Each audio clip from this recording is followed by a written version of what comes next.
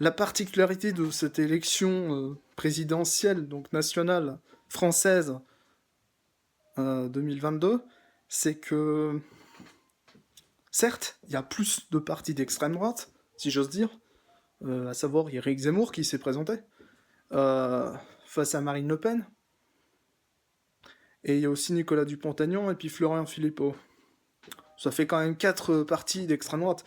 Mais bon, entre le fait que l'extrême droite tienne des discours un peu tendancieux et qu'elle ait de plus en plus de liberté sur Internet, et le fait qu'elle soit éligible, c'est-à-dire que là, pour le coup, que non pas qu'elle présente des arguments éligibles, mais qu'en fait, elle présente des...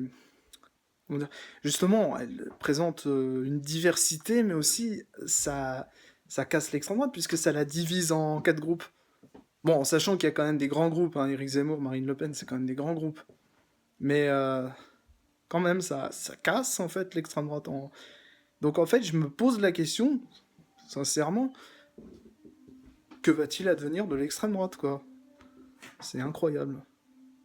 Quand on y songe, en fait, on peut même pas dire, vu que les sondages sont soit truqués, soit surtout biaisés par le fait que les gens ne disent pas ce qu'ils votent, déjà, parce qu'il y a le droit au secret, il y a le droit de mentir dans un sondage. Tu as tout à fait le droit de mentir. De toute façon, les personnes qui te sondent devraient n'en avoir rien à foutre. Parce qu'ils sondent, ils demandent. C'est comme nous, quand on est youtubeur, on interroge les gens dans la rue, on fait ce qu'on appelle des micro-trottoirs. D'ailleurs, c'est un certain succès, puis surtout, c'est super intéressant, parce que certaines personnes sont réellement intéressantes dans leur discours. Eh bien, c'est la même chose, ce n'est pas forcément représentatif de tout individu qui passe dans la rue. Puis il y en a qui votent pas, il y en a beaucoup qui votent pas. Il y en a qui préfèrent aller à la pêche, ou aller se promener dans les bois, et on les comprend.